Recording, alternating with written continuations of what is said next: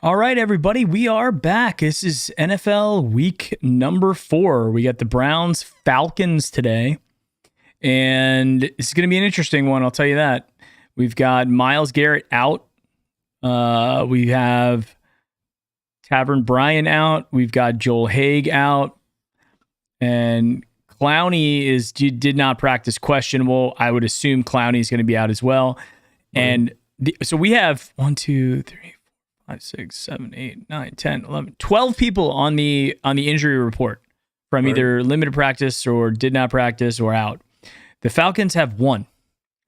They have Cordero Patterson, who arguably is a very important one. Yeah, it's a big one. Didn't practice Wednesday, Thursday, limited practice on Friday, and is questionable for the game. So I'm assuming he's a go if he practiced limited on Friday, but I guess we're gonna have to wait and see. But other than that, the big news with Myles Garrett being out this week is the big issue. And the Brown Tiger in chat here saying reports Myles Garrett could possibly be out 2 to 4 weeks. I heard the same. I mean, that's what Schefter reported this morning. So it seems like that's absolutely possible. It was more like I don't know. You look at those reports, and Schefter basically alluded to he wouldn't. Not that he wouldn't play, but he might,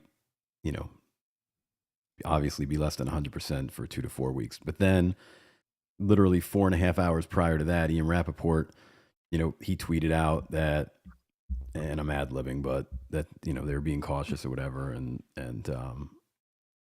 he'd be going next week, essentially. Right. Yeah. So who knows? Schefter couldn't even get the Joe Hayden tweet right. So, yeah. Just setting my sub goal back up there. It always messes up every time. Yeah, big shout out to everybody in the chat. We got Hambone out here, Snazzy Avocado, Mids Plug, Jonathan Schlegel, Lynn Savage, the Brown Tiger, and Ryan Brown's here. So big shout out to everybody who's in the chat hanging out with us. We're going to be going right up till game time. So we actually have a game going on right now. We got the Vikings versus the Saints. They are into the third quarter, 13:54 left. The Vikings are up 13-7. That one's in London. Mm-hmm. So that's kind of an interesting game that's going on. It's always kind of fun when we get these games going on overseas. Packed crowd too. The stadium is packed to the brim. Yeah, it's great. I don't know who they're rooting for, but they got fans. Yeah, I mean, I saw people out there. They're dressed up in the NFL gear. They're dressed up like like fans. So it is what it is. David Smith's here as well. What's going on, David? Psychonauts is here. Isaiah Gassina's in the house. What's going on? Welcome, everybody. Welcome. Yeah, so we've got a bunch of stuff that's great. So everybody, Hambone, the Brown Tiger, David Smith, I need you guys to all send me an email to browniepostgame@gmail.com with your address. So name and address so I can send you out one of the Joe Thomas posters. So everybody who's a member of the channel, I'm sending one out. I got the cones, the poster cones. So I'm going to send you a Joe Thomas Superman poster. My aim is to get them all out tomorrow. And yeah, that's the one. So browniepostgame@gmail.com with your address and your name. Just say, hey, this is like Hambone. And Hambone, I know I've given you stuff in the past, but I just want to make sure that everybody just make sure you do that. Just because I want to make sure I'm gonna have them all set up to go today, so I can just drop them off at UPS tomorrow. So that'll be fun. I mean, I'll tell you what. Just going back to this Falcons game, the fact that Myles is out, the fact that there's been so much, weird stuff going on this week around the car accident and everything like that. And if you look at the Falcons themselves, the Falcons, they've played close games. They lost the first one. They lost the first one to the Jaguars.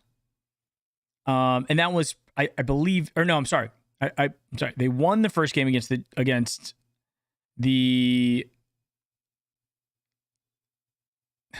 all right, I'm looking right now. I'm making sure this is correct. So Saints beat them the first week. Rams beat them the next week, and then they won this last game against the Seahawks. The last game of the preseason was the Jaguars. So they lost to the Saints in week 1, 27-26, 1 point. They lost to the Rams 31-27, 4 points. And then they beat the Seahawks last week 27-23, 4 points. They're playing very close games. These are not blowouts. They're not getting crushed. Their defense is giving up decent amount of points. 27, 31, 23, but so is ours. You know, the Browns defense is giving up points as well. We've given up 24, 31, and then Steelers, we gave up 17. But, you know, I think that this is one of those games that I think we expect to win.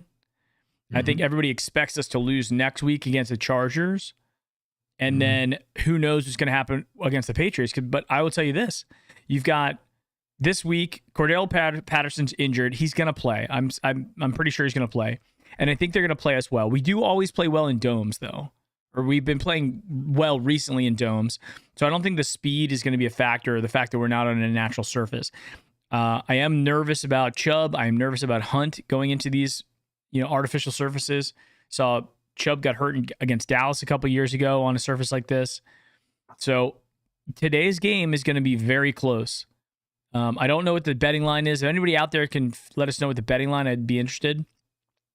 But next week with Bosa out, so Joey Bosa is out for the Chargers, and Herbert has got the rib issue. Then the Patriots have Mac Jones with a high ankle sprain. So the Patriots are in flux. So there's a scenario here where I think the Browns could lose today, beat the Chargers, and beat the Patriots. I think it's possible. I don't think the Chargers, when you take away Joey Bosa, it's like taking away Myles Garrett from us. It is such a massive downgrade that who knows what's going to happen. I know Herbert's good, and I know our defense is bad, but this could be like last year where our offense was great in the beginning of the season, and then in the middle of the season, the offense went downhill, and the defense then stepped up. You know, so this could be one of those things too, where we shift the momentum of the team from one thing to another. But I could see us losing today, guys. I'm not thinking this is a guaranteed win. Whereas if you would have said, you know, if we would have gone in and beat the Jets like we should have done, beat the Panthers, beat the Jets, beat the Steelers going into today against the Falcons with healthy, I'd be like, we got it, no problem. But the fact that we fell apart against the Jets, the fact that game last week against the Steelers was closer than what the scoreboard says, and then you've got us going to the Falcons, who are all healthy for the most part, and who's played close games. I think this is going to be a tough game. Yeah, and I think when you look up and down the defensive depth chart, I mean, I start at the linebacker position, right? So Anthony Walker's down; he's out for the year. So Jacob Phillips comes in, plays well last week, no doubt about it. He's got the green dot. So now, you know, you're at week 4, and now you've got, you know, a rookie play caller essentially, right? Right. And then, so moral of the story there, you're down Anthony Walker. JOK had the upper thigh quad issue. He practiced all week. He seems to be good, but we've seen this story a million times where, you know, a guy tweaks something like that, comes out of the game, looks good during the week, and then, you know, 3 series in, you know, you see they're grabbing for it again, and then they're out. So at the linebacker position right now, we're you know, injuries, we're struggling a little bit.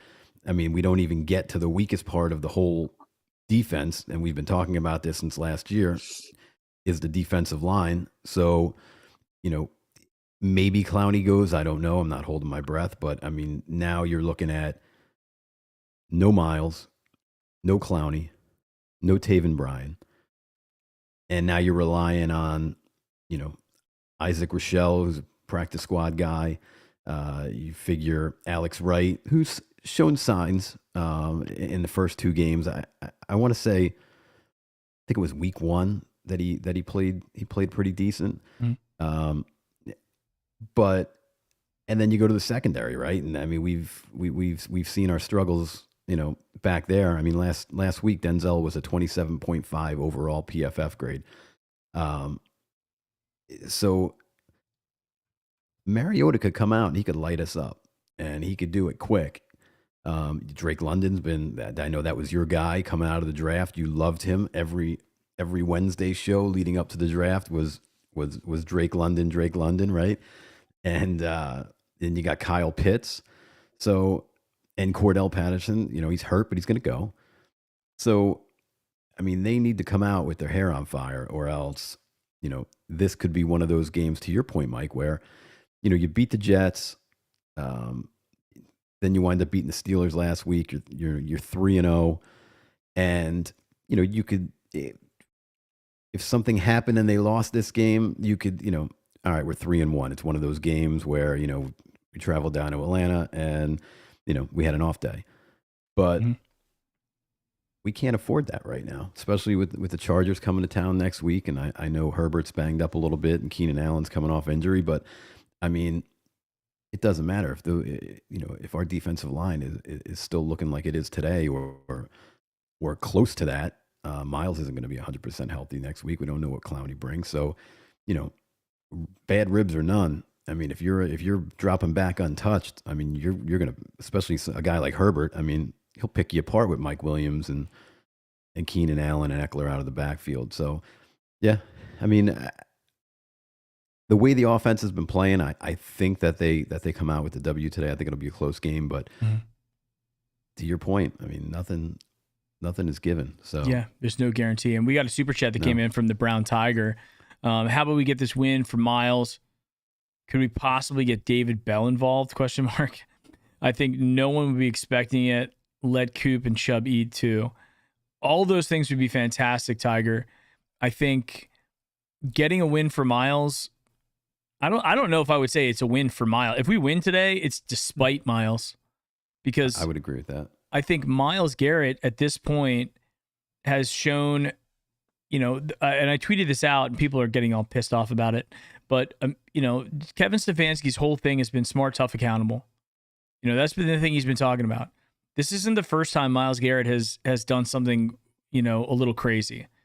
If you think back to the Mason Rudolph incident, you think back to, I'm not blaming him for COVID. He got COVID, and that's just it. Everybody got COVID, so I'm not blaming him for that. But we lost a lot of time there. Then saying that he was disappointed the most in the fans when they collapsed against the Jets, a game that my dad and I were both at. And then now you've got his, 5th or 6th speeding ticket in the last 5 years. And for anybody out there who's thinking that he was just going 10, 15 miles over the speed limit, I'm sorry. Like it's almost from a physics standpoint impossible to flip your car if you're only doing 60. Or they even say 65. That's not terminal velocity. That's a speed where I don't care. Even if the roads are slippery, all you're going to do is spin. You're not going to flip your car over and land, right? So I think the thing about Myles that bothers me is he is the leader of this team. At this point, now that Baker's gone, he is the vocal, and Deshaun Watson's not going to be a vocal leader. He's an introverted type personality. He's like a Nick Chubb, like an Amari Cooper. He's not going to go out there and bark.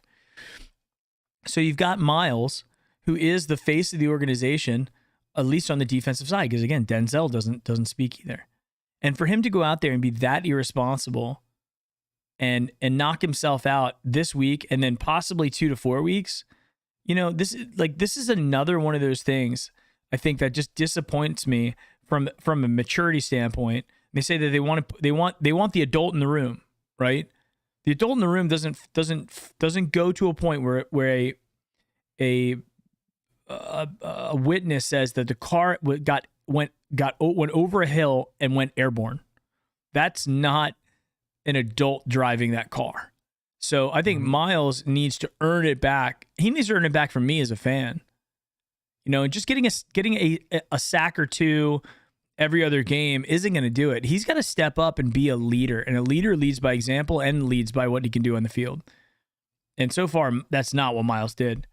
In terms of your other things you're saying, Tiger, getting David Bell involved, I'd like to, but as a rookie, it's up to them to start doing it, because guys like Amari Cooper and Jacoby Brissett are on the same page. which is great to see us actually trade for a high-end wide receiver and having that work out. We all remember all the bad ones. Really, just Jarvis and now Amari Cooper have done pretty well for us. So yeah, I mean, I think there's going to be a lot of fun stuff. As you can tell, I'm a little bit upset with Myles at this point, and he's got to earn it back. But Mike, what are your thoughts on that? Yeah, no, I don't disagree, and I was reading the chat, and I see Isaiah saying someone needs to step up. Lots of teams have injuries. If we're a good team, we should be able to beat Atlanta. And I think that I've actually had this conversation with Mike Pedersen. As you know him well now. Are we a good team? I don't know, right? I really don't know. Are we a good offensive team right now? I'd like to say so. I think the offensive line's played well. I think the center has played well. Obviously, you just mentioned Cooper has played well. Njoku's he's come on when his number's called. I think David Bell, as the season progresses, he's a rookie. It's not that they don't want to get him involved. He's got to do things to get himself involved, getting open, getting separation, and that and those things will come. I mean, he's a good player. He proved that in college against good competition. But and obviously Nick Chubb and Hunt are Nick Chubb and Hunt, and Jacoby Brissett has been playing out of his mind. How long that lasts, I don't know. But I mean, he was the highest rated offensive guy on our team last week. So from the offensive side of the ball, I think we're a good team. I would say that we're a very good team offensively, which I don't think that we would have said that at the beginning of the year. I think if we had this conversation, we would have said, man, I don't know about the offense, but the defense, at least we got that going. And it's totally been, the script was flipped. And, the defense has showed me nothing. The special teams has showed me even less. And as we all know in the NFL, special teams is that secret sauce. If you are, if your numbers are good on the special teams portion of the, of the game, historically, those teams have played well. Obviously, you need the other components, but that part of it as well. But I mean, you look at the way the defense has played in the past, couple of weeks or whatever. And I mean, we played good against the Steelers at the end down the line there, but I mean, it was against Mitch Trubisky, right? So, and a banged up, not very good offensive line. So you can't continue to, wait on the chandelier that is, Clowney. The guy either he plays or he doesn't play. Like, I mean, it's comical at this point. And that's his MO, unfortunately. I mean, that's been his life since he joined the NFL, and it's not his fault. Some guys are just a little bit more injury prone than others, and he happens to be that guy. But then, in those moments, and you talked about it briefly a second ago, a couple minutes, I should say, with the whole Myles situation. Mm-hmm. And I think that, look, we're all human, and we all make mistakes, etc. But I think sometimes when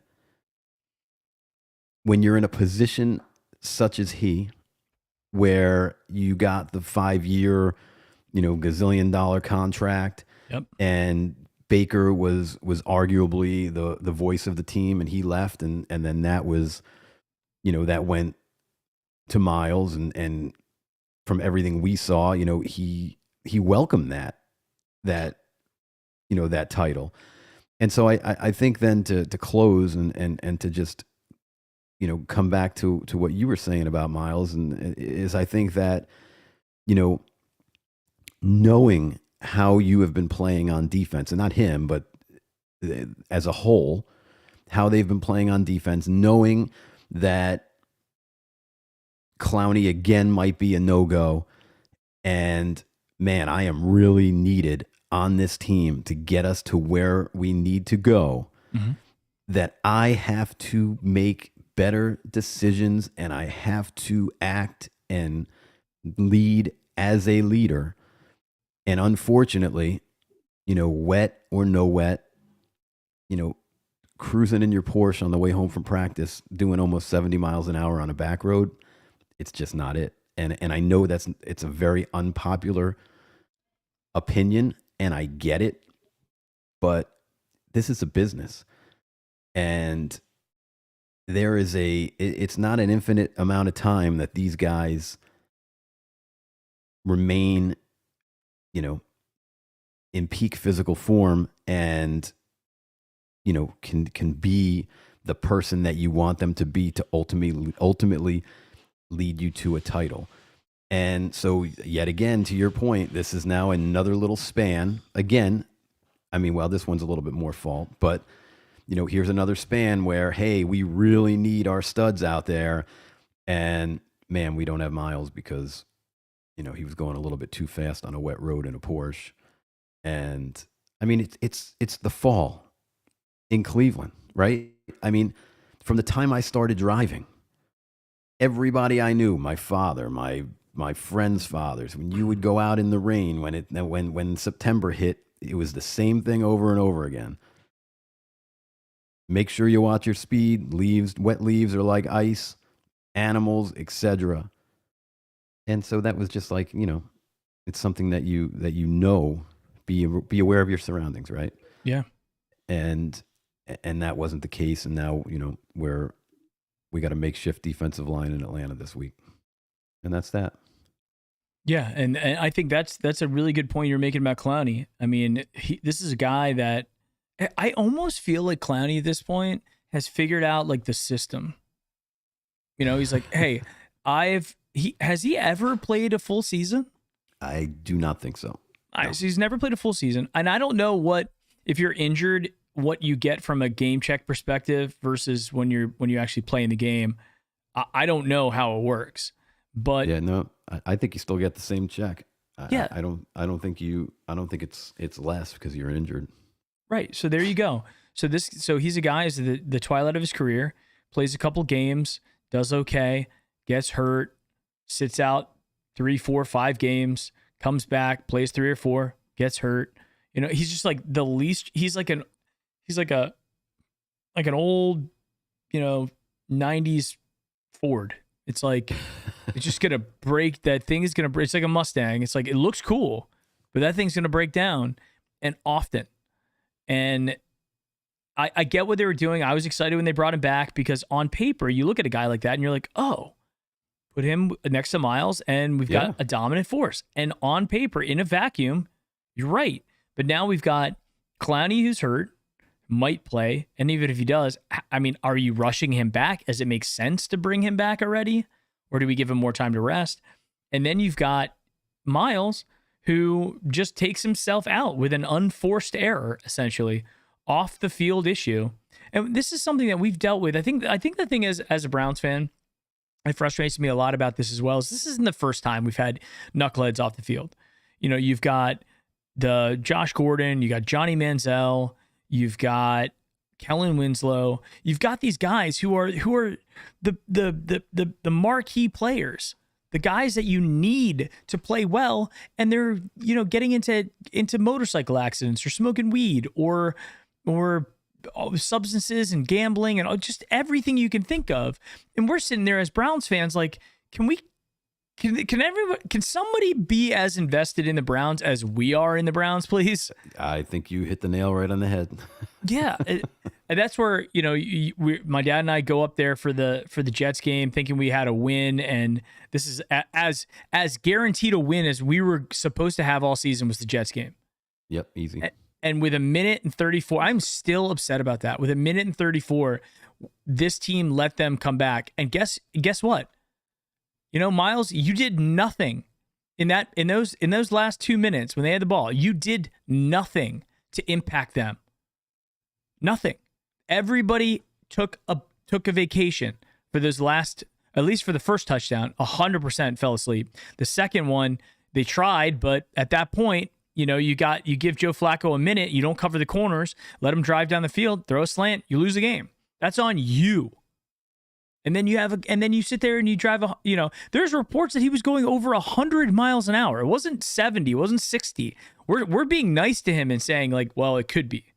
Well, but there are reports that he got airborne going over that hill. Yeah. And the interesting thing is, it's one thing to, reenact or, and that's probably not the word, but when they set up, the accident scene to try and go back and put all the pieces together. I don't think it's reenact, but it may be, I don't know. Mm-hmm. But anyway, neither here nor there. Point being is that, when it's dry and there's an accident, they're able to, without a shadow of a doubt, they could measure the tire tracks for where the skids are. They know how fast you were going by the rubber you put on the road. So when it gets, when it's raining out, I'm probably if I was a betting man, I would say that probably 90% chance that if any rubber was put down at all, it wasn't enough to really, make a sound assessment as to what the speed was. But yeah. Well, that every car, all these cars have the black box like they have in airplanes, so they can figure out what's going. All the cars do. So with a car like that, if they wanted to, they could look at the black box. They're not going to because nobody was seriously hurt. Right. However, if let's say that girl got hurt or killed, or he got killed, something like that. Guess what? They're going to pull up that box, and that's going to show exactly what happened. But at this point, the insurance company has no motivation to do it because they weren't hurt. They lost, they insure the car. They're going to pay his medical bills. It's not a big deal. They'll take that any day over like something worse. And the cops clearly don't want to do anything worse, or they would have done some sort of investigation. It's just like it goes away. And then we get lost without our best player, our guy that gets a 99 in Madden, Mr. 99 Madden is now off the field. Here's what I find interesting. And I could totally, I'm just playing, Clue a little bit here, only because we could have fun with it at this point because he's fine and everything. But one thing I found interesting, and maybe it could just be, because nobody wants to, come out and say, was that his girlfriend that he was with? But yeah, because they're not releasing the name. No, and when he talked about it, he kept saying my passenger, and I thought that was kind of odd because, if that were you or not, you or I, and we got into an accident and we were with, you're with your wife or I was with mine, it would be, thank God, Laura's fine and she just banged her head a little bit or whatever. But that wasn't the case. It was always my passenger, and I get privacy, etc. But I don't know. That just took me. It was odd, I thought personally, and it could be nothing, but it's shit that I pick up on, and because I'm that's the kind of person I am. I like every detail, and and that's the thing. I don't know what's going on with Myles' personal life. I really don't. He's got a girlfriend. I don't really even care though. Personally, I don't care. But if you're driving fast, you're speeding to try to impress a girl, and then you almost kill her by flipping your car over a bunch of times, then I'm sorry, that's a problem. Right? Yeah, that's what I was thinking. Jonathan Schlegel comes through with the super chat. Yeah, we need the chain. Thank you for it's right. It's where is it? It's right there. Put it on. It's right there. You can see it. And I made sure that I had it in view. So the chain is here. It's here to stay, guys. You know what? The chair is sporting it. The chair, yeah. Well, the other thing too, when I took off my I had like a white undershirt under my jersey of the game, when I took it off, like some of the chrome orange like rubbed off on my shirt. So it's definitely not the highest quality. Yeah, it's not the highest quality paint. Probably some toxins in there that you don't want under your skin.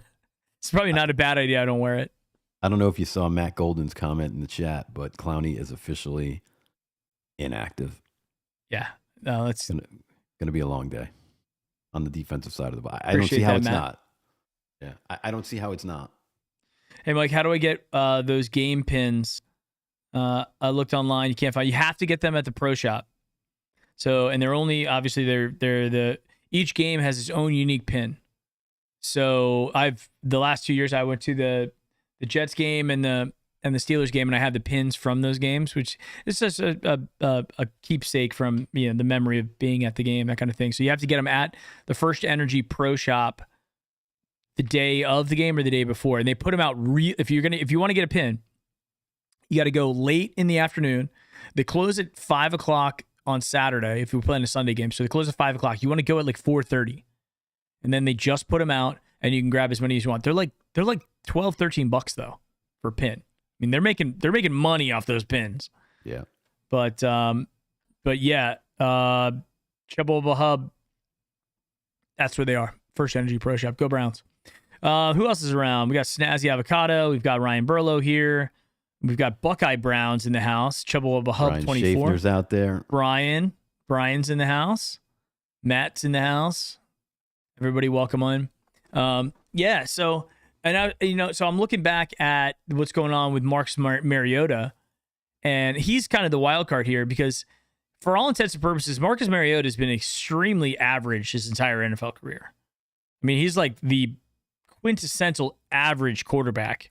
Until he meets our defense. Yeah, we'll see how he's gonna be lit up because we made Baker look pretty good. Joe Flacco looked really good.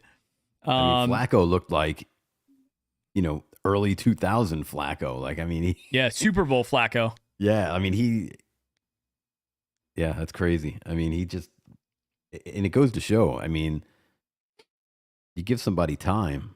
And I mean, they could be 50 years old. I mean, if they were a player, they were a player. And we saw it. I mean, you guys saw it firsthand. I mean, it was drop back, survey, and throw darts. So Mariota's he's got 3 touchdowns, 3 interceptions. So he is throwing interceptions this year. So he's turning the ball over. He's got 640 yards, 63.3 completion percentage, and a rating of 85.4. You compare that to a guy. I'm trying to pull up the stats. So like Jacoby Brissett, for example. Jacoby he's got 4 touchdowns, 1 interception. He's got a rating of 94.3 and completion percentage of 66.3. So, and with 596 yards, so almost the same amount of yards. So if you think about it, Jacoby's playing out of his mind compared to like how he typically does. He's playing way above his career average. Jacoby's career average rating is an 83.8. He's playing at a 94.3 right now. Touchdown to interceptions is pretty straight up though. I mean, that he's usually 4-1, and that's what he is right now, 4-1. So Jacoby's playing well. Our offense, I'm not worried about at all in any aspect. I think we're fine on offense. I was glad to see some of the stats that came out last week about Jedrick Wills. Playing better against the rush. So pass blocking, Jedrick Wills, at least on paper, in one category of winning on pass blocking, is doing well or did well at least last week. PFF still hates him though. PFF, he's in the tank, but it seems like he had a slightly better game last week. So that's a good news. So I mean, again, on offense, I think we're fine. It comes down to defense. Denzel Ward has been a no-show all season. And I'm not giving him that touchdown last week where he just kind of flopped on it in the end zone. Like, get out of here on that. He got a touchdown last week, and he was still, I don't have it right in front of me again, but it was like a 27.5 for the game. I mean, that was his overall for that game with the fumble recovery and the touchdown. So this is what to your point earlier about guys getting paid. You get paid, and then what? And then you just don't do anything? Think about Clowney. Should we be paying these guys, or should we always keep them on that contract here? Because my God. I mean, when did he decide to come back? Like, training camp was almost over, right? Yeah. And he decided to come back, and then he played. It's a veteran move. Yeah, he played the 1 week. When did he get hurt? Was it a Jet game? I don't even know. Yeah, it was a Jet game. Early, right? Yeah, very, very early. Yeah, and then that's it. And then you're like, okay. And then so it was an ankle, I think, if I remember correctly. And it wasn't a high ankle sprain, or at least they didn't say that it was, and there's been no mention of that. So what is it? Like, this is 2 weeks now. Like, what kind of ankle injury do you have that you can't get it taped up and try and go? Because, you know what, with anybody else, I get it. Oh, we want to make sure they're 100% healed and whatever. It don't matter. As soon as he's healed from this, he'll go back in, and a game and a half in, then he'll hurt the knee. So you might as well just throw him out there and get the reps while you can. Right. I mean, do something. And I know that sounds insensitive, but I mean, we're without 3 of our 4 starting defensive linemen. And not to beat a dead horse and go backwards, but the starting defensive line so far this year has sucked, right? So I mean, now you're without 3 of them. I don't know. The secondary better strap it up and have come to play today. That's all I do know. You know, we're a 2-1 team. We're tied for first place in the division, and based off how we've played in all 3 games, other than the Jets, the last 2 minutes of the Jets, because I felt like we were dominating them, and that was a great game. Other than the last 2 minutes where we just fell apart and lost, you know, it still feels like we are scratching. And every game's got to be a nail biter. Every game comes down to something because the defense, like, we will not play 4 quarters of football. And it is frustrating to me. Yeah, we never do. Dad, what are your thoughts? We got some guys in here. Ryan Burlow asked, "What's up, Dan?" So want to bring you in. What are your thoughts on the game today? Do you think we have a chance, or is this one possibly going to go off the rails? No, I think we have a chance. You know, I'm not going to add anything to the Myles thing. You guys covered it pretty well. It is what it is. Thank God he didn't kill somebody and or hurt anybody. And yeah, he even said it's a wake-up call. He will drive safer. He realizes how dumb it was, especially when you go back and you look at Tiger Woods and you look at some of these other athletes and famous celebrities who nearly got themselves killed. Hopefully, if he wakes up and he becomes the adult in the room, then, you know, so be it. But as far as the game, I think, as I said at the beginning of the season, this team without Watson, and certainly without Watson playing at the potential that we paid him all that money for, right, is judged on, for me, would be judged on the first 3 or 4 games. And that's proved to be the case. I mean, we blew 1 game. We should be 3-0, not 2-1. But I'm pleasantly surprised, as you guys have talked about, that the offense is better than I was going to give it credit for.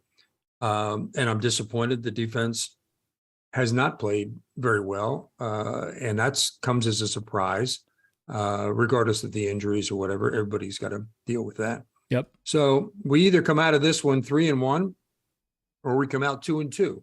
If we come out 3-1, it'll make Jacoby look very good and put the team in a position that he can make that handoff down the road with us being in playoff contention. Coming out 2-2, who knows? That, you know, I think we can beat the Chargers. I think we can beat the Patriots. But this game will set the tone. If the offense can play as well as it's been playing, and if the defense can step up, like Stefanski said in the past, we need players to step up.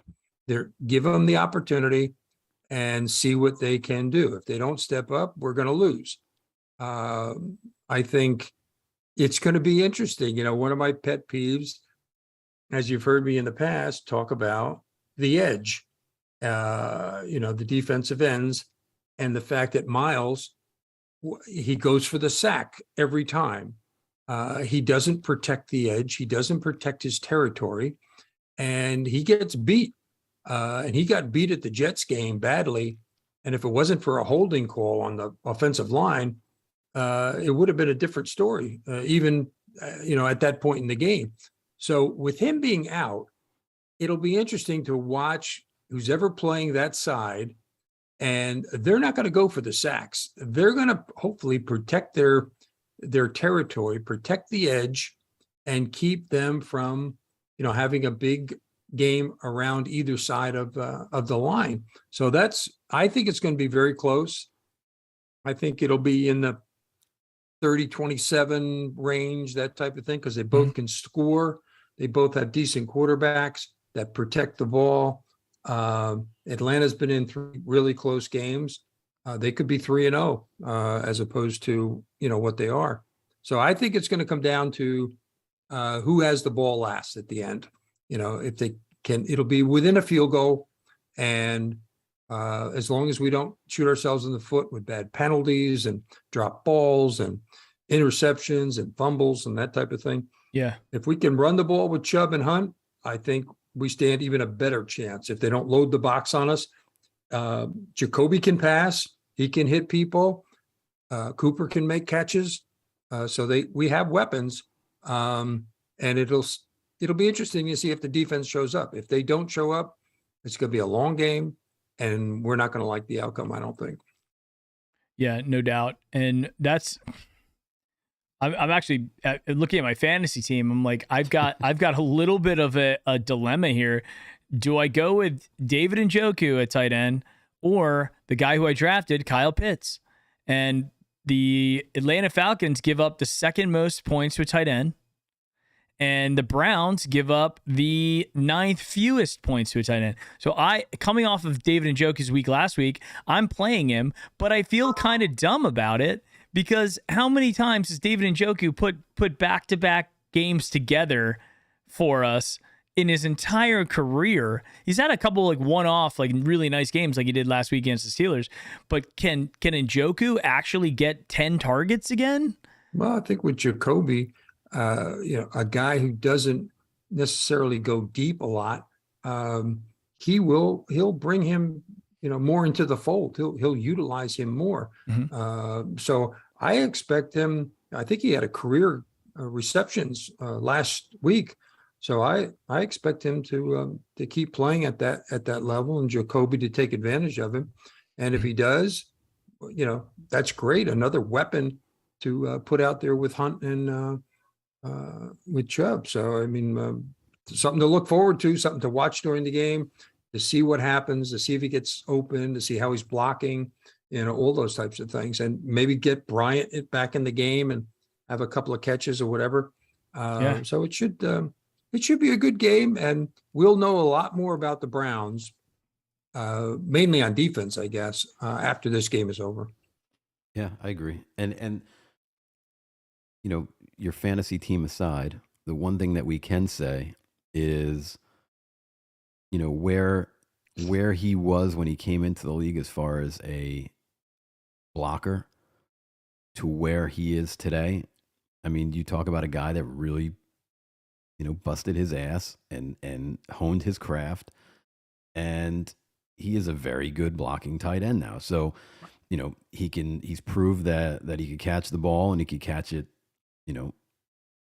in traffic, unattested, what have you. And he can block. So I guess, for you, if it's going to be one of those games where, it's going to be run, and, David's not part of the, the passing game as much as we would like, to where he's more, in for, extra run support, etc., then unfortunately you might not get those points. But as far as us as Browns fans and having a solid tight end, I think that, we've got one, and I think people fail to realize that he's still relatively young. So, they locked him up for a reason. So, but I don't think you can go wrong with either one. I mean, Pitts is explosive though. So with our secondary, I mean, he very well could have a stat line of, 5 for 98 and a touchdown. Easy. Well, hopefully Woods steps up a little bit on defense and calls some more blitzes to put some pressure on Mariota, because Mariota is, in my opinion, he's a mediocre. And by being mediocre, I mean, if he comes out, he can play lights out and have a great game like Cousins, or he can play crap and throw 3 interceptions. So it all depends on, what side of the bed he got up on today. But we have the opportunity to put pressure on him. And if Yeah. we just sit back there and protect against, going over our heads in the quick, easy touchdown, then it's going to be a long afternoon. I mean, Mariota can play when he's up to it, and we may see that today, and we may not. So that's why they play the games, to see who shows up on any given Sunday, and it'll be interesting to see if Mariota is up to the task or he doesn't play well. Get our hands up on the line, tip some balls, all those types of things. Have a takeaway.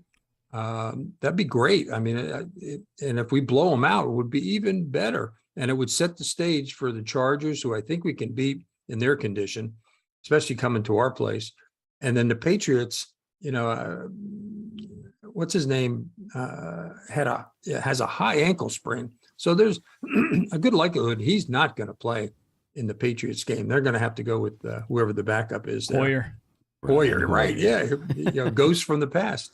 So, and Hoyer can play too, and we know Belichick can coach, and he's probably one of the best at coaching a team that's maybe not the greatest, but he coaches to the weakness of the other team. I don't know how he does it. Maybe that's just the way he was coached and brought up to analyze other teams. But more often than not, he comes up with schemes, either offensively or defensively, that put other teams to the test. Now, not operating with your starting quarterback, well, that's a problem. They've come down to earth after Brady left, that's for sure. And now the onus is on him to develop players and whatnot. I thought they had a good replacement, with Mac Jones, but if you're hurt, you're hurt. You can't play. I mean, look at all the quarterbacks that have gone down, and Tua's injury is a real sin in that, I saw the original 2 weeks ago. He got up, he could barely walk, and then went down, and they picked him up, and then he headed, and then they let him continue to play, and then they bring him in and I saw the live play where in the second, last game, where the defensive guy threw him to the ground, and he hit the back of his head very violently. There was, and when his hands come up like this, you texted me right when that happened. Oh yeah, and I said that he has got a neurological issue because his hands were frozen.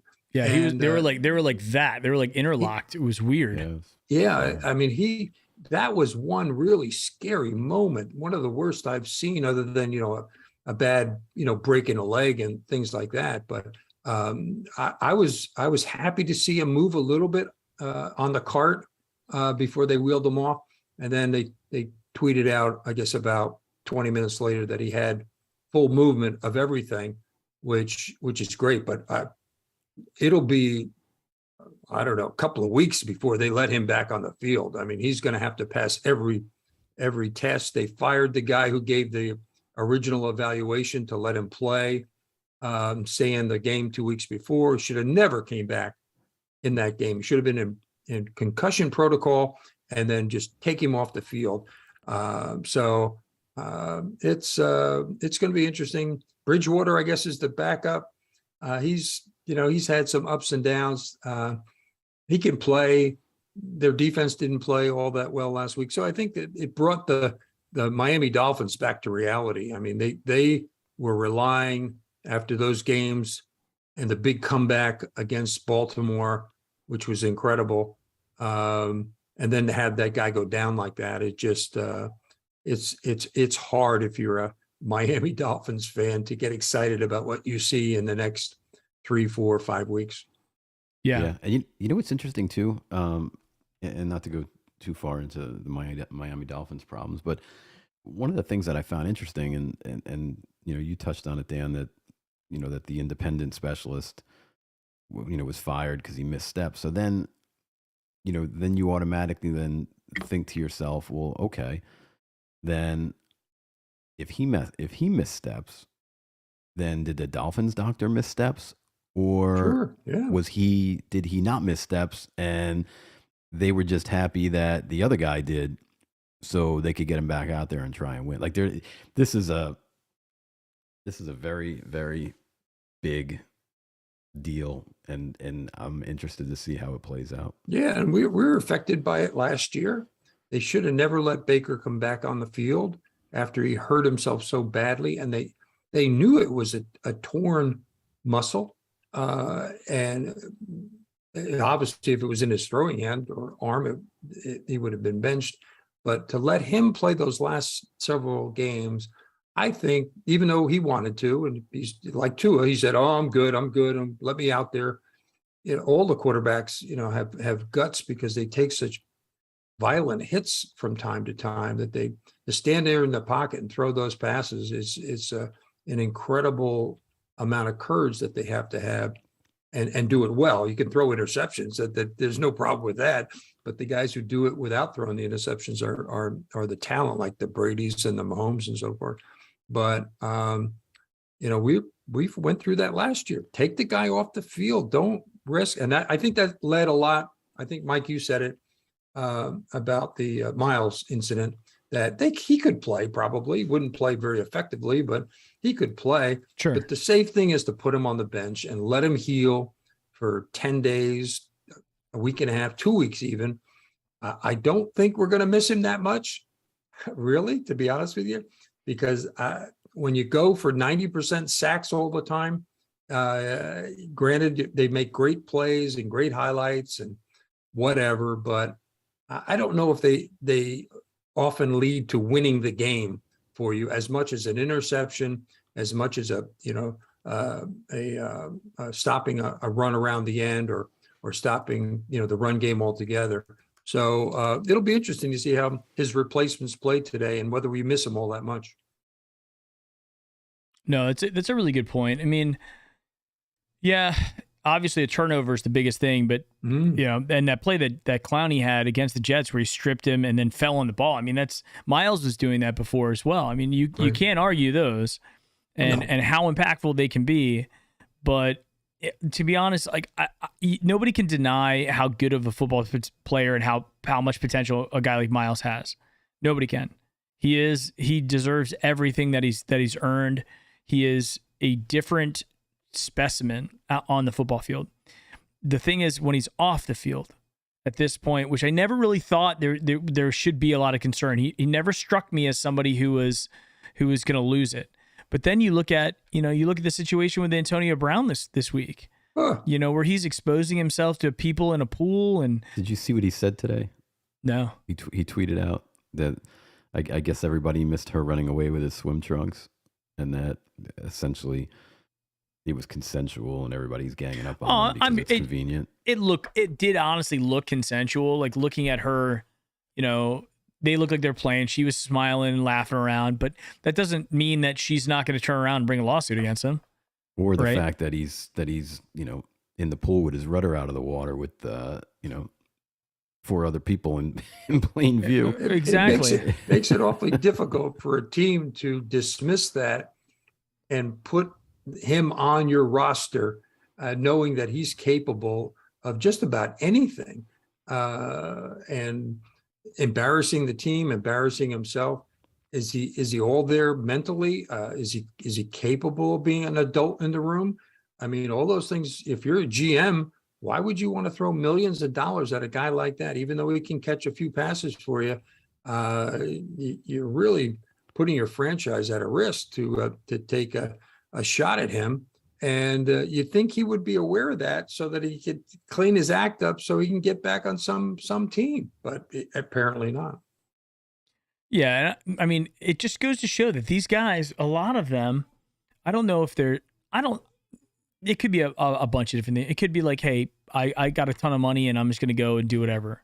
It could be that there really is some sort of something that's impacting their brain to the point where they make decisions, impulse control or, whatever creates these things. I mean, we saw it with a lot of the guys from the 70s and 80s with the CTE issues.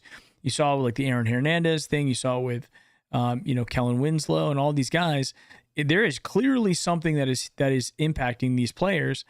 And Antonio Brown, he's played in that end stage right before they forced everybody into the new helmet styles, and who knows what type of damage that guy's got going on. Mm-hmm. And I don't think nobody has any interest in putting him back on a roster after what he did in Tampa. Like, there's no way that he's going to get another chance at a roster. But then you got guys like Myles who are driving 100 miles an hour or whatever whatever he's doing. And, I'm sure he, when he came out, he was like, I want to play. He's got a bloodshot eye, bruises all over his face, clearly has a strained shoulder, has strained biceps. I mean, I watched the video. I mean, they're checking out his arm. He's stumbling. He looked like he was honestly in shock in that video. And he wants to get out in the field and play again. It's like, hold on, pump the brakes. I was saying on the YouTube, the 2 videos that I made, it's like, it's not going to be a popular opinion, but I don't think the guy should be playing anyway. Right. Maybe next week. Because, if anybody out there who's gotten into car accidents, I don't care what, if it's a little, fender bender type accident, when you get hit like that, that does something to your body. Imagine flipping your car multiple times. Well, they don't. Most people would go to the hospital and stay in the hospital. He left later on that day. Yeah, and the girl was probably in worse shape. Yeah. She's laying on the ground with the medic there. I watched a little bit of the video. Yeah. And they haven't said 2 words about her other than she is in, or maybe she's still in the hospital. Maybe she was released. I don't know, but they haven't really, talked it up very much. Maybe because it wasn't his girlfriend and they're trying to keep it. But still, you would think some reporter. And the girlfriend's got to be like, who is that? Right. Yeah. You're in the doghouse for more than one reason. People know. I mean, something's going on there, but I mean, yeah. I mean, I don't care what he does in his personal life. I really don't. Right. As long as he doesn't hurt anybody or bring shame down on his teammates or the team or the city of Cleveland, fine. Keep it behind closed doors. If you get somebody pregnant or does this or does that, and that comes back to the Watson thing. Let's see how long he can keep himself clean and live up to what he said in terms of changing everything and going to counseling and this and that and the other thing. So it'll be interesting, and God forbid he falls off the wagon and we have to deal with that. Yeah, I mean, I wouldn't be surprised if there's 1 or 2 more that are just waiting for that week 13 to pop their head out of the woodwork. Right. With evidence, that'll be the crusher. It's one thing is he said, she said, another one, no big deal. But if somebody comes out with hard evidence, a videotape, audio tape, whatever, the Browns are going to have a real problem on their hands. I 100% agree with you. And, it's like anything. I mean, think about this. It's tough to really come down on Myles too hard because it's everybody makes mistakes. I mean, people, right. People make mistakes. So that's one thing, but he got lucky this time and he didn't suffer the massive consequence of like Henry Ruggs did. Ruggs killed a lady and her dog. Yeah. And he walked away and he's sitting in jail. And he's going to sit in jail for a long time. And that is something that could have happened to Myles. He could have gone from. Yeah, go ahead. No, I was just going to say, not to interrupt you, but I don't know if you saw it, but Henry Ruggs is under house arrest, and he's. I just saw a video of him last week. He's out training. You're kidding? No, he was out training with a trainer. I shit you not. I had to interrupt you because I would have forgot. No, yes, I'm glad. Yeah. I thought he was rotting in a jail cell. No, his probably got an ankle bracelet on. yeah, he does. Can you imagine if he played in an NFL game with an ankle bracelet on? yeah. His trial is not until I want to say early next year, March. I think I saw maybe, or April. And yeah, so he's under house arrest. Oh, so he hasn't been officially like sentenced to. Right, he's in the out on bail awaiting the trial. About to say. And it's not players too. It could be coaches. Look at Andy Reid's son. Yeah. who wound up, didn't he kill somebody while driving drunk? I don't know if he killed. I think he hurt somebody really bad. Yeah. So at least he came out. He apologized. Hopefully, it's straight. It's a life-changing event that gets you to rock bottom, and you have a come to Jesus moment, and you change your life forever. That type of thing. Hopefully, that's the case. But everything can change in a heartbeat. Just a heart, and not even your fault. Somebody could be texting in a car, coming and then hit you head on, or go cross lanes or whatever. So it doesn't even have to be your fault.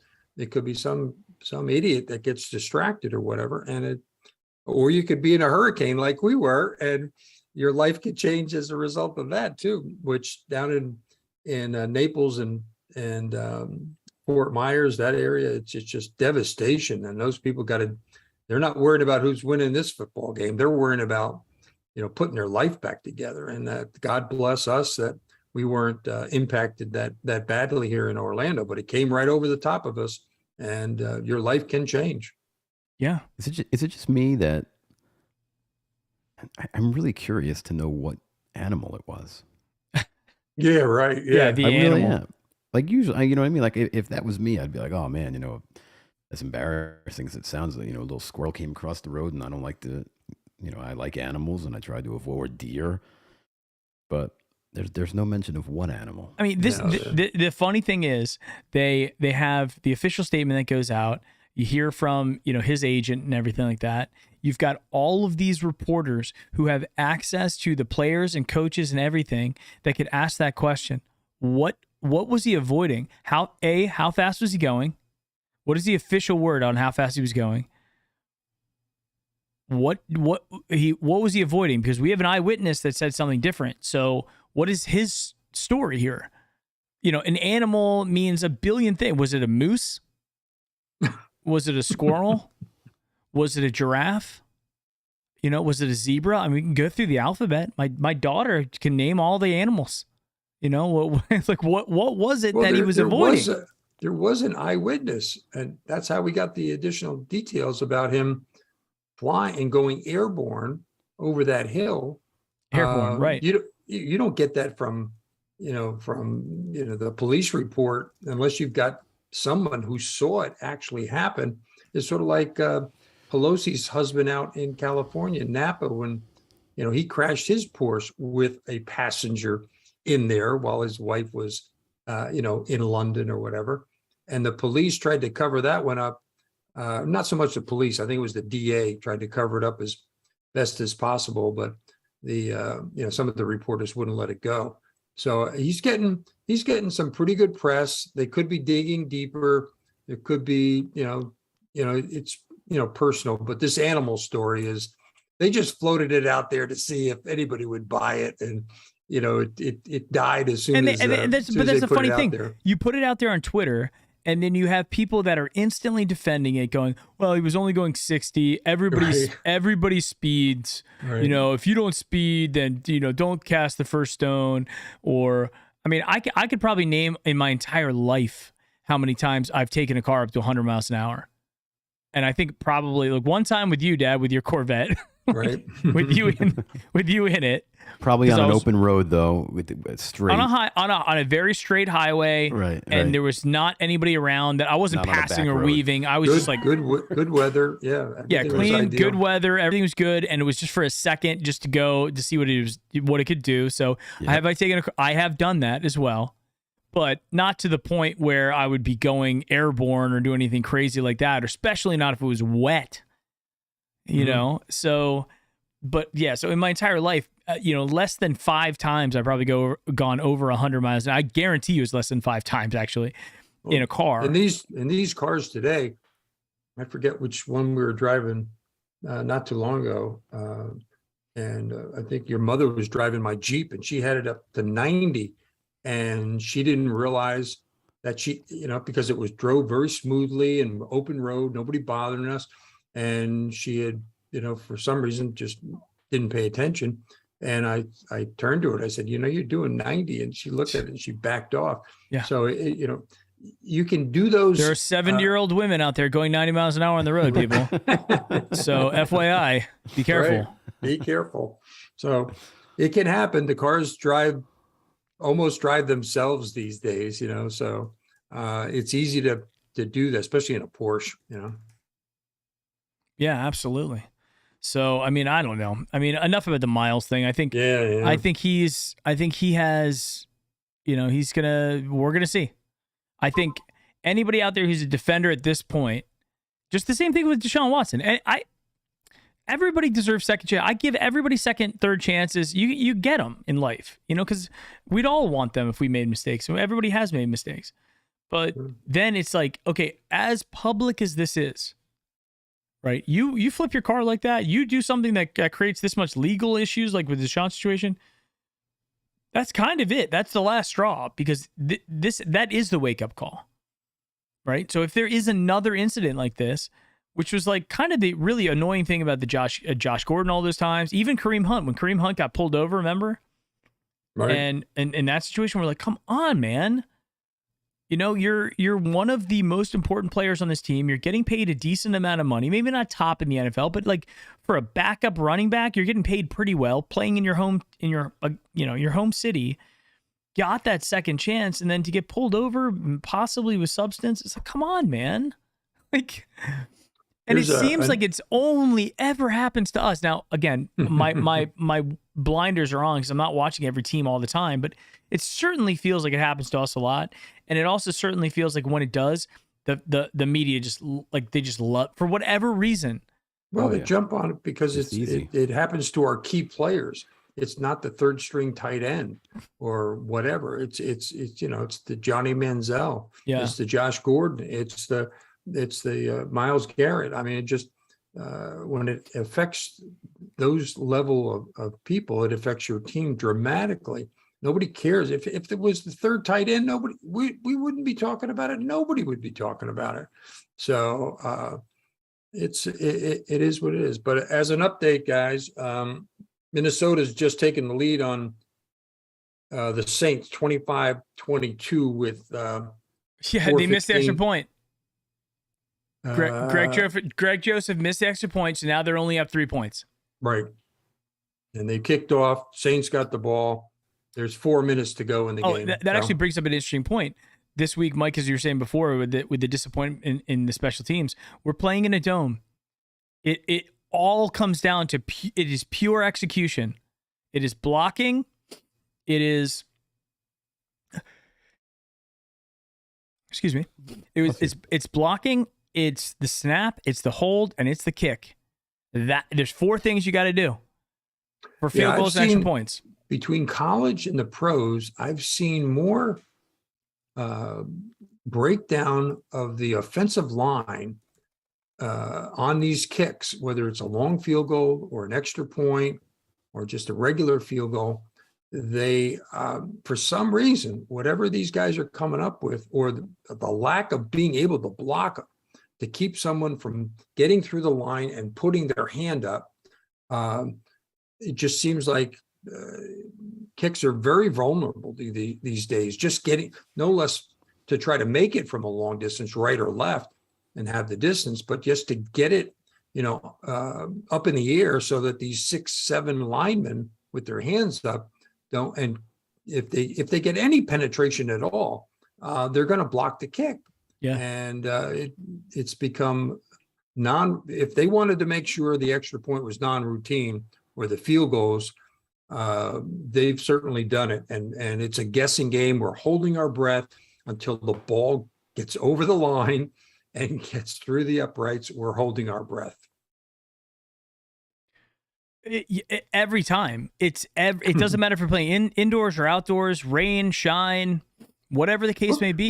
Look how much it cost us at the Jets game. It was clear there was no pressure on that kid at that point. It was a lack of concentration on his part. It was a good hold. There was no pressure. Yeah. There was no hand up. He just shanked it to the right and badly. And Ara made a good point. There are 4 teams right now with Browns ex-kickers right now. And I mean, it's every game. There's like Zerloin. Greg Joseph, Austin Siebert. Who else is out there? Zane Gonzalez. Yep. The Cardinals. I mean, it is. So they're good enough to play in the NFL. They're just not good enough to kick for the Browns, apparently. Because that's certainly how it feels. And I don't know if it's the stadium. I don't know what it is. But, you take these guys. That's why, like, in fantasy, I always like the indoor kickers in fantasy.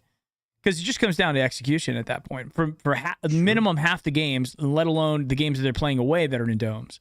Right? So it should be interesting I like the indoor to watch the kid today. See how he kicks. Whether he misses a routine extra point or whether he misses a makeable field goal. Mm-hmm. Anything over 50 is missable because you got a different launch angle. He's obviously got the leg. I mean, this kid can kick, and it's great if he kicks a 65-yard field goal to win a game. That's super. But I'm like you said, Mike. I'm more interested in the consistency. That you don't have to hold your breath for an extra point that's going to win the game or tie the game or whatever. This game here, it's 25-22, and New Orleans is driving with the ball with about 2 minutes to go. It's going to come down to either they win it with a touchdown in regulation or they kick the field goal and they send it into overtime. So, and anybody can win in overtime. Just a question of catching the breaks. Yeah. And for us, again, Cody Parkey. I don't know where Cody Parkey is. Is he with anybody? I don't know if he is or not. But he had a leg. Yeah, he did.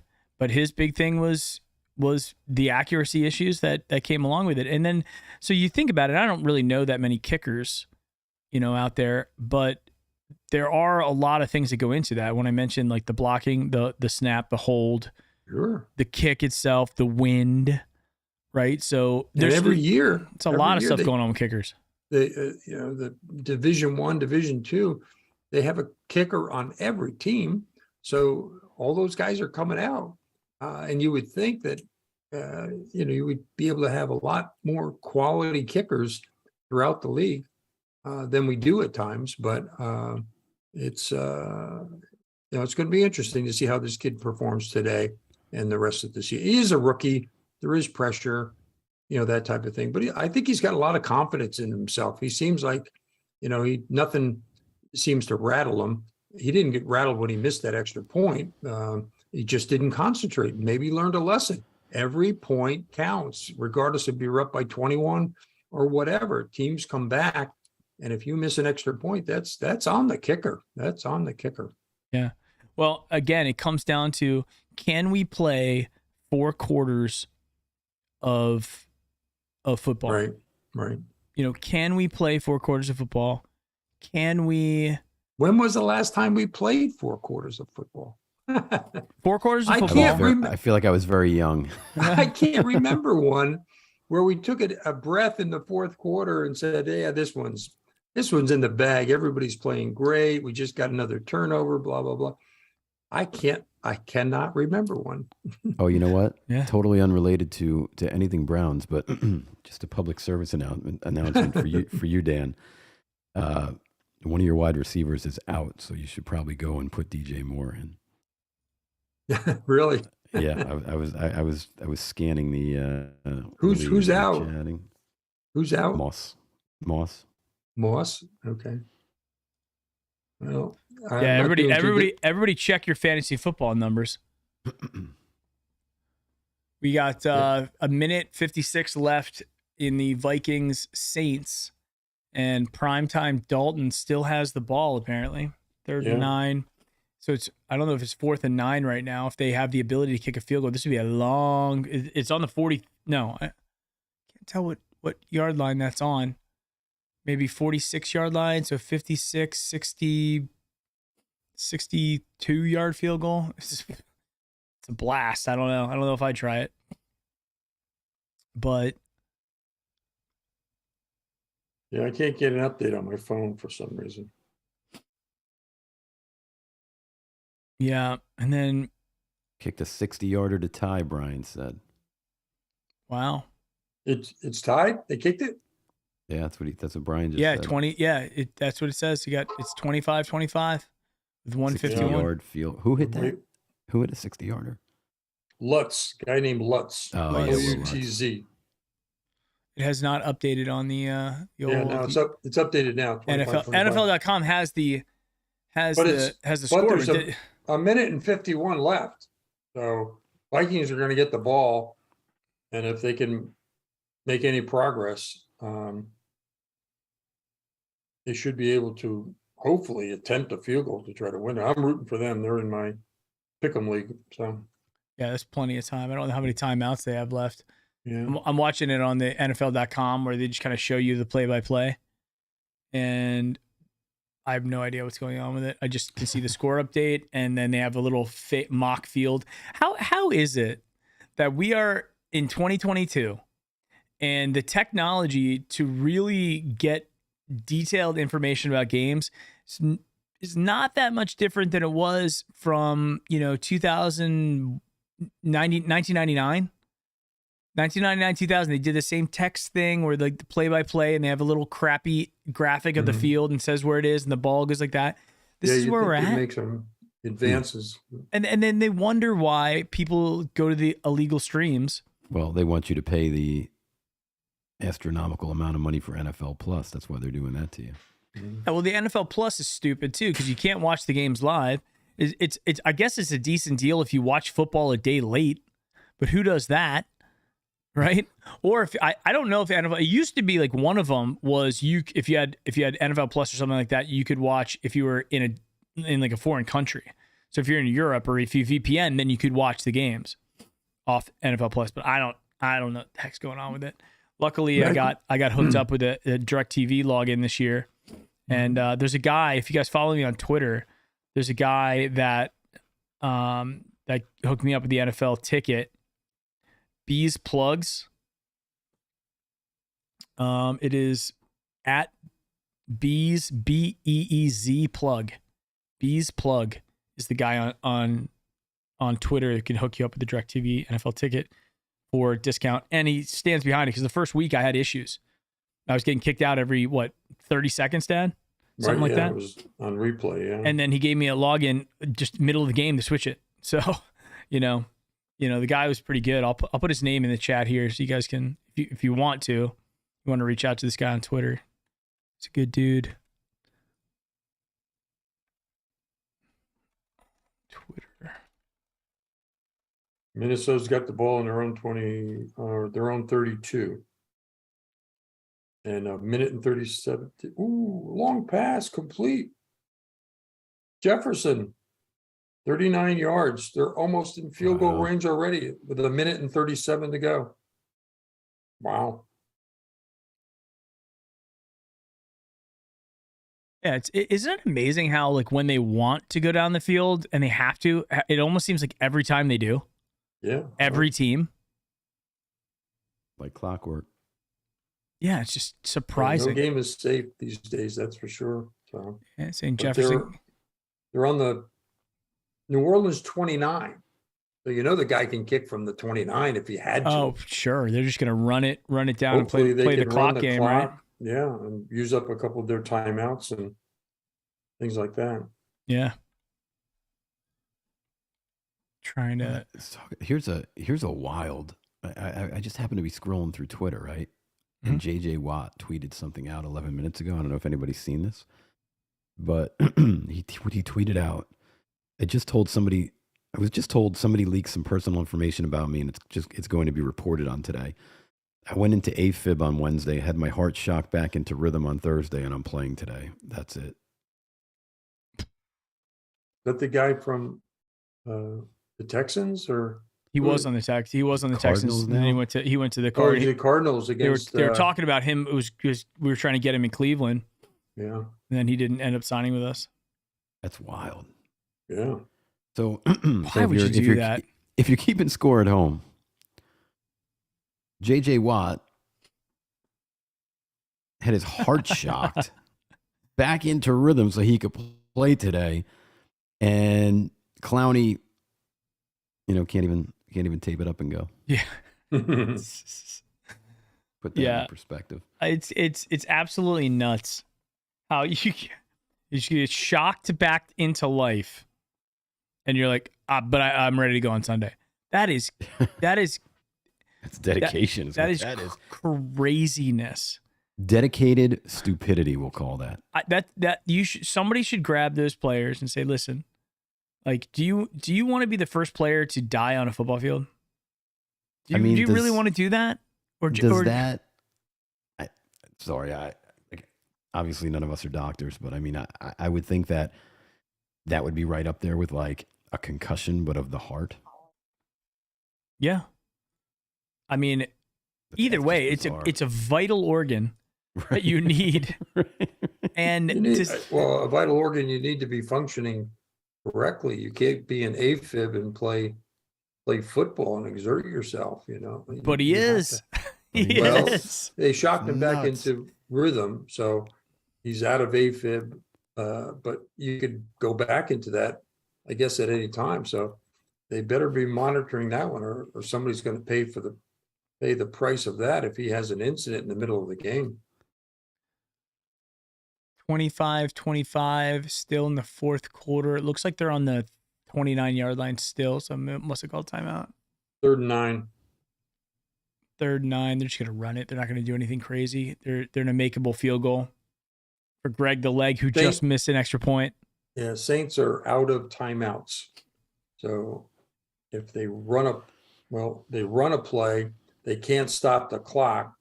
They'll run it down from 114 to, I don't know, 48 seconds, 42 seconds, kick the field goal. And that's what the Saints will have to operate with. If they make it. If they don't, they'll just sit on it and go to overtime. Right. So Greg the Leg, ex Cleveland Brown, it's very interesting that these guys, like we were talking about before, are still in the league, still doing it. Yeah, it's gonna be wild. I going back to this Falcons game though, we'll keep you guys updated on what's going on with Minnesota and the Saints. If you're not watching it, 29 seconds left now. They probably called timeout. The best thing I've seen all day is the Ted Lasso cast dancing at the game. Oh, they're there. Yeah, I'll send it to you. That's honestly, it's great marketing. Field goal's good. Yep. Joseph kicked the field goal, 47 yards. 24 seconds left for the Saints. Right. For Andy Dalton. Left them too much time. It is what it is, What was the record last year? Somebody got them in field goal range with 19 seconds, and they won the game. 13. So, yeah, it's unbelievable. 13 seconds is all it took Pat Mahomes. Why wouldn't you kick not a squib, but kick a line drive just to keep the clock moving, to force them to field it, and they can't down it then and take it on the 25. They catch, if it bounces and they hit it in the ground and they catch it, they have to return it, which as soon as they touch it, the clock starts, and they should lose at least 5 or 6 seconds on that run back. But a lot of teams kick it into the end zone and give them, 1st and 10 at the 25, which is a big advantage. Well, the problem is when you squib it like that, if it takes a weird bounce and goes out of bounds, they get it at the 40? Yeah, but a professional kicker should be able to kick it down the middle. I mean, without kicking it towards the sidelines. How many times have we done something like that where we did some great play and then we kicked it off and they kicked it out of bounds? It just happens. He kicked it into the end zone, 65 yards. They got it on the 25. Greg Joseph. They're only up 3 though, with 24 seconds. Right. Hold on. How do they have the ball? Oh, that was the kickoff point. I was like, how do they?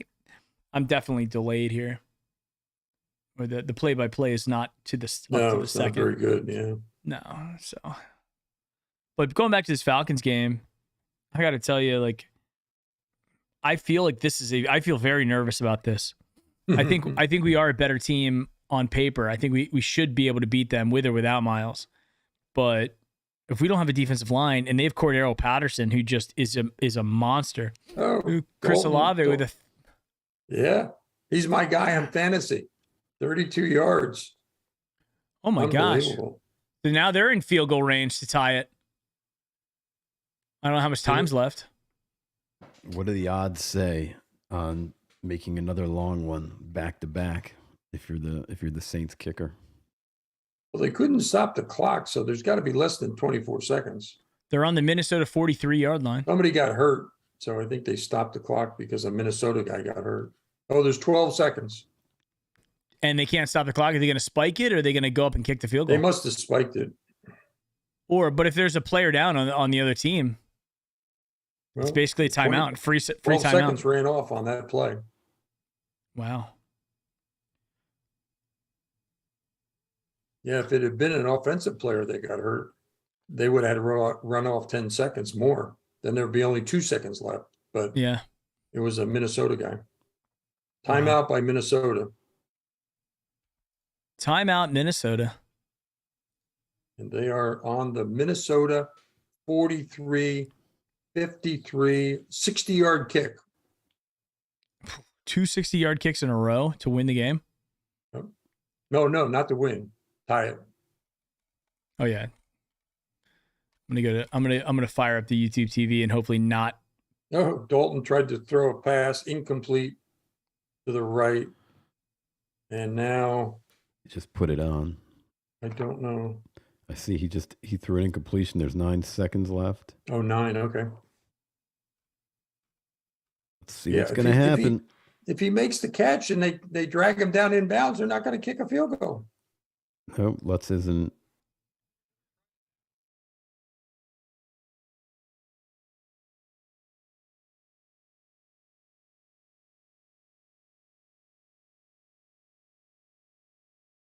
On the sidelines, protecting the sidelines so that they can't throw it there. He caught that? If they're going to try another play. No, he was out of bounds. He almost got another Olave. I think he did catch it. He did catch it, but 1 foot. Yeah, 1 foot. Yeah, 1 foot. He couldn't keep the other one in. Let's see. Those only 2 seconds left now. So they got to kick the field goal from here. Yep. Yeah, he definitely didn't have that second foot in. Yep, here it is. 61-yard attempt. And Minnesota iced him, they said. Yep. There's the timeout. So I like it. I would do that. What does it hurt? Yeah. You know what's wild is I'm watching it on. It's saying 0 seconds left in the game. I'm watching it on NFL Plus, and you're telling me stuff that's. I just got the ice now.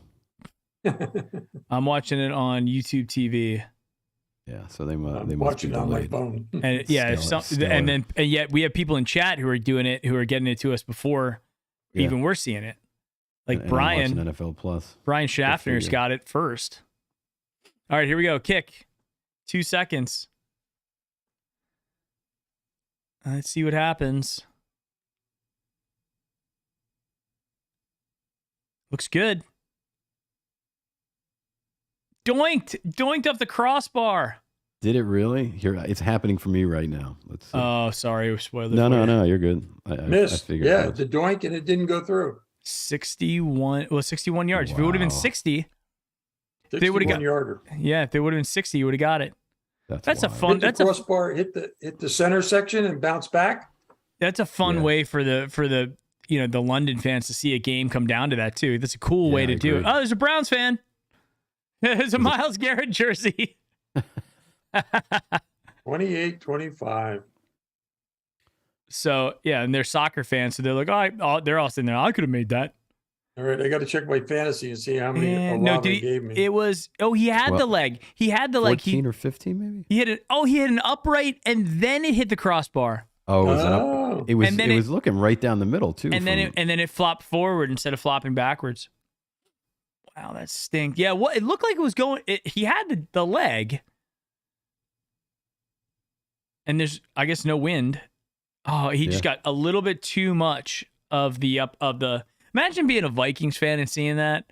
Yeah, we've been there. Remember the Buffalo game? Yeah, the Buffalo game where we made it. That's interesting because it just kept drifting.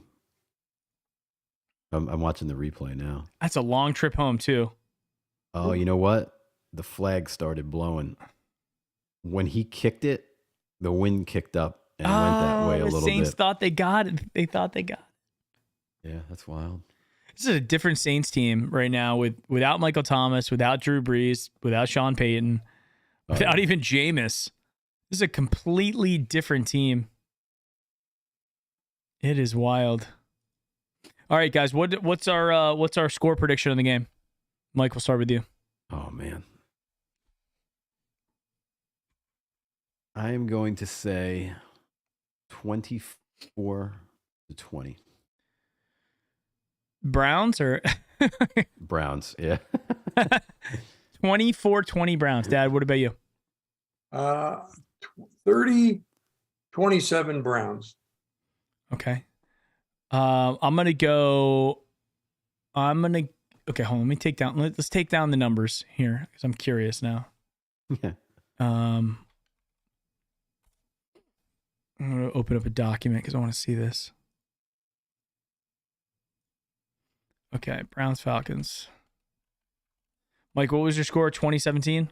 24-20. I mean, 24-20. Dad, Mike. 30-27. 30-27. I'm going to go higher. I'm going to go 42-40.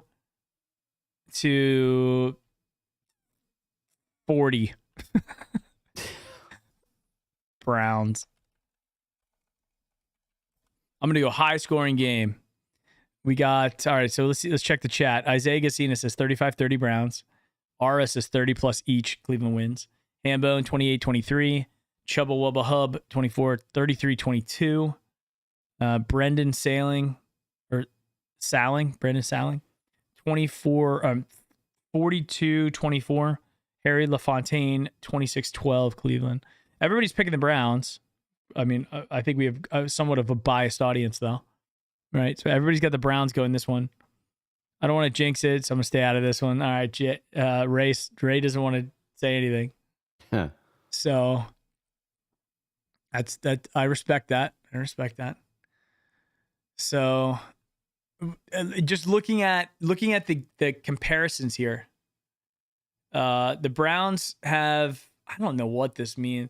Okay, so it's saying, this is weird, but this is saying the Browns offense is 7th and the Falcons offense is 15th. The defense is 8th. We have the 8th best defense in the NFL. How's that possible? And and the Falcons have the 5th, or is that worse? I don't know. Yeah, it's got to be the worst. Then passing, we're 27th, they're 26th. And then rushing, we are 1st and they're 5th. I don't know how they determine these numbers, but that's what NFL.com is saying.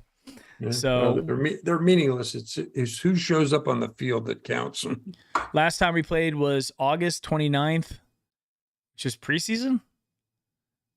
Yeah, preseason, August 29th, 2021, where we won 19-10. Not like that matters, but so yeah, we were 8th best defense because of time of possession. Okay, that makes sense. Sure, why not? Yeah. So everybody who happens to be a member of the channel, go to the community tab here on YouTube. I put my email address, so send me an email with your address so I can get out a Joe Thomas poster to you. And I would say everybody else, consider joining the channel for some freebies that I will be giving out throughout the year. We're going members first, and then anything left over will go to everybody else. I love you all, but I want to take care of the members first because they're paying members of the channel. So I want to help give back to the community a little bit. Right. Getting closer to, so we hit the 5,000 subscriber goal, which is pretty awesome.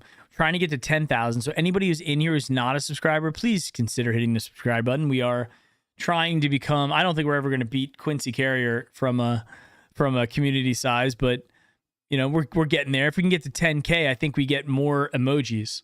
So that's really the next thing is more emojis come with 10K. And then, you know, members are going to come and go. So that's that. So consider that. So we got 19 minutes left. I think it is probably time for us to call it, just so we can get set up for the game. Make sure everybody's good to go. I'm gonna leave the stream going. We're just gonna put the old NFL.com, you know, play-by-play up there for everybody who happens to be watching it in case somebody can't see it at home. When are we coming back for post game? After the game or later? Let's see how it goes. If we win, we'll probably do post game. If he doesn't, we'll see how it goes. All right, guys. Thanks for watching. And yeah, we'll be back. We'll be back later. Go Browns. Go Brownies.